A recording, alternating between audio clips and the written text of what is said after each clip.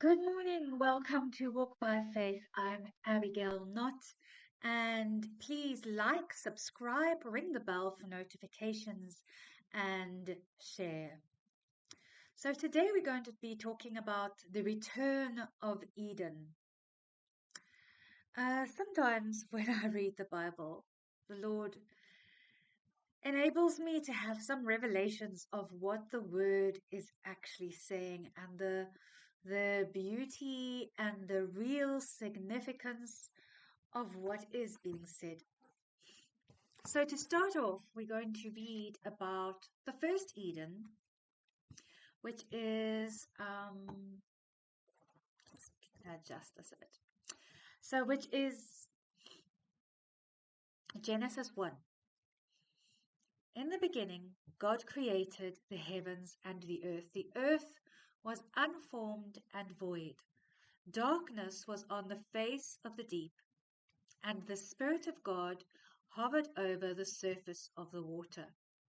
Then God said, "Let there be light," and there was light. God saw that the light was good, and God divided the light from the darkness. God called the light day, and the darkness he called night. So there was evening, and there was morning, and one day. God said, "Let there be a dome in the middle of the water. Let it divide the water from the water." God made the dome and divided the water under the dome from the water above the dome. That is how it was. And God called the dome sky. So there was evening and there was morning the second day. God said, "Let the water under the sky be gathered together into one place, and let dry land appear." And that is how it was. God called the dry land earth, the gathering together of the water he called seas, and God saw that it was good. God said, "Let the earth put forth grass, seed-producing plants, and fruit trees, each yielding its own kind of seed-bearing fruit on the earth." And that is how it was. The earth brought forth grass, plants, each yielding its own kind of seed, and the trees, each producing its own kind of seed-bearing fruit.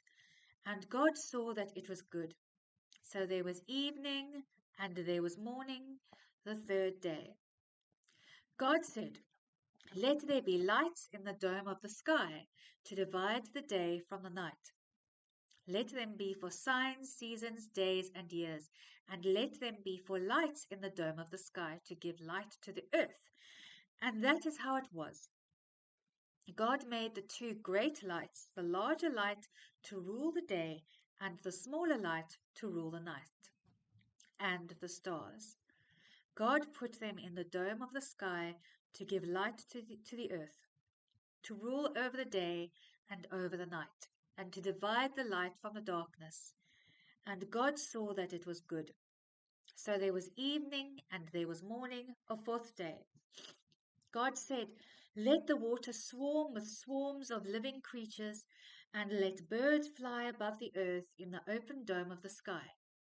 God created the great sea creatures and every living thing that creeps, so that the water swarmed with all kinds of them. And there was every kind of winged bird.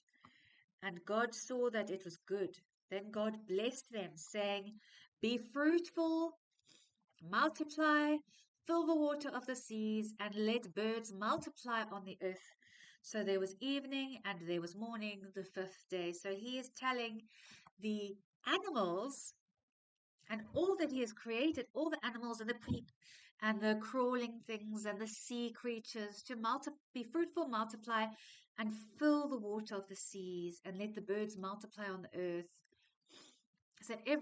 So his command was not only for humankind to multiply on the earth, but also for the creatures. Then God said, "Let the earth bring forth each kind of living creature, each kind of livestock, crawling animal, and wild beast." And that is how it was. God made each kind of wild beast, each kind of livestock, and every kind of animal that crawls along the ground. And God saw that it was good. Then God said, "Let us make humankind in our image, in the likeness of ourselves, and let them rule over the fish of this in the sea, the birds of the air, the animals, and over all the earth, and over every crawling creature that crawls on the earth." So God created humankind in his own image. In the image of God, he created him. Male and female, he created them. God blessed them, and God said to them, "Be fruitful, multiply, fill the earth, and subdue it. Rule over the fish in the sea, the birds in the air, and every living creature that crawls on the earth." Then God said, "Here, throughout the whole earth, I am giving you as food every seed-bearing plant and every and tree with seed-bearing fruit, and to every wild animal, bird in the air, and creature crawling on the earth, in which there is a living soul, I am giving as food every kind of green plant." And that is how it was. God saw everything that he had made, and indeed it was very good. So there was evening and there was morning, the sixth day. Okay, so this is Eden. God has provided everything that they need in Eden to survive. In Eden, the people did not eat the animals. They did not eat meat. They ate the seed that came from the ground. They ate the plants. And the animals also ate the plants and the seed. It's right there in black and white, if you don't believe me. And the people, man had to rule over the animals and look after the animals. But there was peace in Eden. There was peace between man and beast, because animals knew, they understood that man was there to look after them. It was a peaceful existence. Eden was a foreshadowing of what was to come. And I'm not going to explain that yet. You will see as I carry on. It was a foreshadowing, just remember this. It was a foreshadowing of what was to come. In Eden, there was no evil. Net mooi niks. Not a theft, not a rape, not a carjacking, not a robbery. There wasn't lying. There wasn't stealing. There was no need for the law in the land at that time, because nothing was wrong with the earth. There was no evil. There was peace. There was no sin. Animals and humans had a special bond. Animals knew mankind would look after them. It was Adam that actually named the animals. He gave them their name. And have you ever thought of, I wonder who decided that a giraffe was a giraffe? It was Adam. Adam, long time ago, Adam gave the giraffe the name of giraffe. Adam was the one who saw a beetle on the ground and said, "You will be called a beetle." It's right here in the Bible. And Eden was spectacular. Think about the most beautiful country or the most beautiful town or city that you ever went to. And then, like, increase that like 100 times 100 times 100-fold. It was beautiful. Absolutely beautiful. You cannot even imagine how beautiful Eden was. It was actually a little replica of what heaven was like, and it was a foreshadowing of what is coming. So Genesis 2 verse 4 to 6 says, just to illustrate to you how the Lord thought about humans and how he provided everything we needed. So it says, where is it? 4 to 6. Yes. Here is the history of the heavens and the earth when they were created. On the day when Adonai, God, made heaven and earth, there was as yet no wild bush on the earth, and no wild plant had as yet sprung up, for Adonai, God, had not caused it to rain on the earth, and there was no one to cultivate the ground. Rather, a mist went up from the earth, which watered the entire surface of the ground. So God even provided water for the earth to water the earth. He is a gardener. He is the ultimate gardener. If you love gardening and you have been described as having a bit of a green thumb, here this was the first gardener.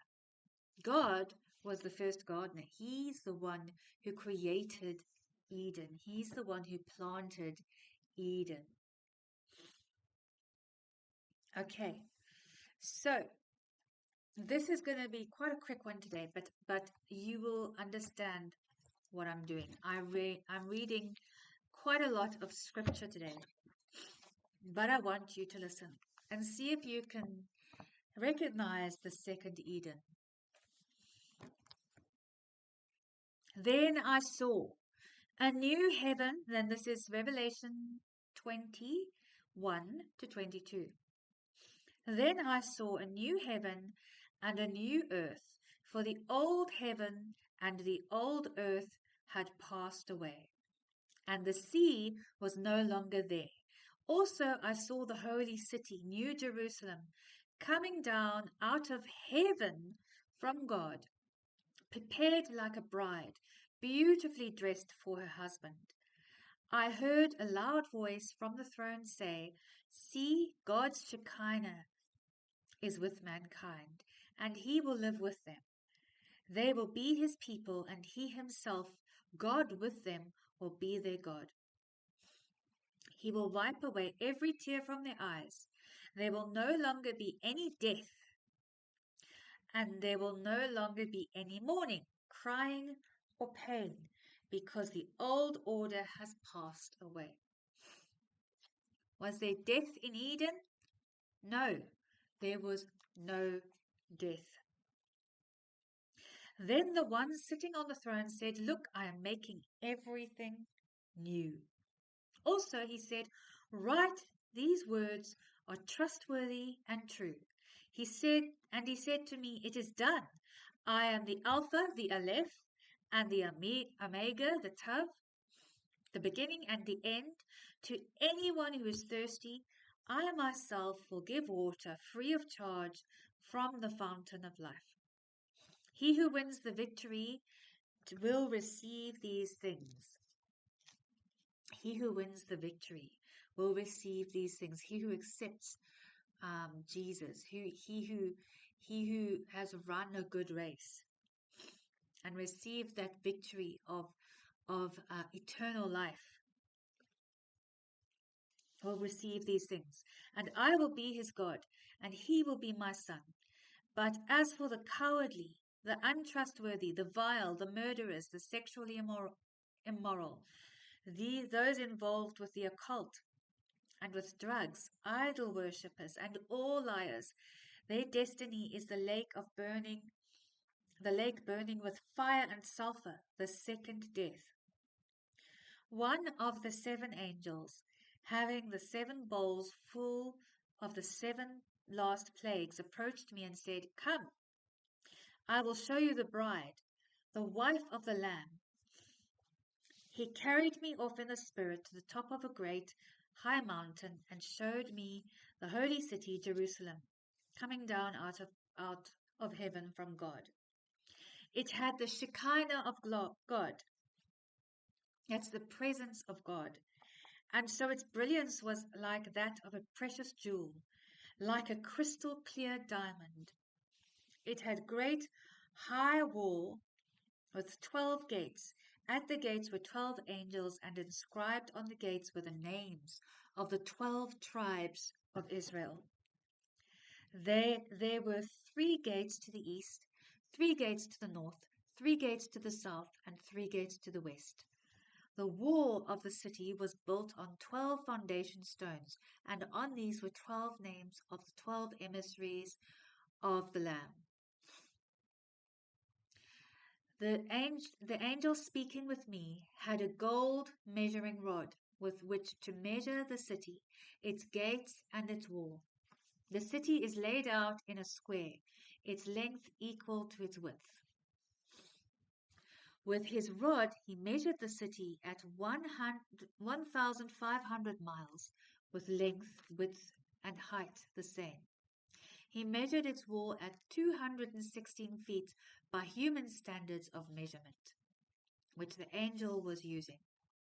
The wall was made of diamond, and the city of pure gold, resembling pure glass. The foundations of the city wall were decorated with all kinds of precious stones. The first foundation stone was diamond, the second sapphire, the third chalcedony, the fourth emerald, the fifth sardonyx, the sixth carnelian, the seventh chrysolite, the eighth beryl, the ninth topaz, the 10th chrysoprase, the 11th turquoise, and the 12th amethyst. The 12 gates were 12 pearls, with each gate made of a single pearl. Those must have been some huge, huge gates that he saw. The city's main street was pure gold. Hello, my boy. Sorry, my cat is outside my window. Transparent as glass. I saw no temple in the city, for Adonai, God of the angel armies, is its temple, as is the Lamb. The city has no need for the sun, nor the moon to shine on it, because God's Shekinah gives it light, and its lamp is the Lamb. The nations will walk by its light, and the kings of the earth will bring their splendor into it. Its gates will never close. They will stay open all day, because night will not exist there, and the honor and splendor of the nations will be brought into it. Nothing impure may enter it, nor anyone who does shameful things or lies, and only ones who may enter are those whose names are written in the Lamb's Book of Life. Revelation 22. Next the angel showed me the river of the water of life, sparkling like crystal, flowing from the throne of God and of the Lamb. Between the main street and the river was the tree of life, producing 12 kinds of fruit, a different kind every month, and the leaves of the tree were for healing the nations. No longer will there be any curses. The throne of God and of the Lamb will be in the city, and the servants will worship him. They will see his face, and his name will be on their foreheads. Night will no longer exist. They will need neither the light or the lamp, nor the light of the sun, because Adonai, God, will shine upon them, and they will reign as kings forever and ever. Then he said to me, these words are true and trustworthy. Adonai, God of the spirits of the prophets, sent his angel to show his servants the things that must happen soon. Look, I am coming soon. Blessed is the person who obeys the words of the prophecy written in this book. Okay, I'll stop there. But that gives a detailed description of the second Eden. Doesn't it sound beautiful? This is a description of the restoration of what Eden was like. But restoration in the Bible means restoring better than its original state. So I'll leave you with that. Sorry for the noise in the background. And you can think on that and leave a few comments in the comment section. So yeah, um, please like, subscribe, and share and leave a comment. And I'll see you next time. Bye.